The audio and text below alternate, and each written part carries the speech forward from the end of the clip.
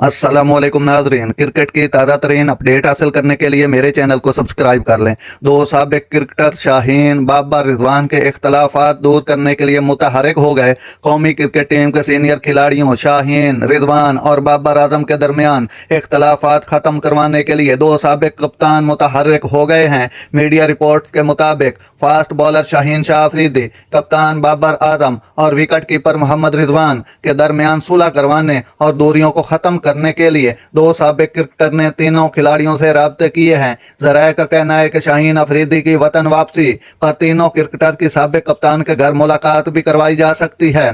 कबल अज़ीं T20 world cup के बाद हेड कोच की रिपोर्ट में ये बात सामने आई थी कि कौमी टीम ग्रुप बंदियों का शिकार है, जिसके बायस इवेंट में कौमी टीम को पहले ही राउंड से बाहर होना पड़ा।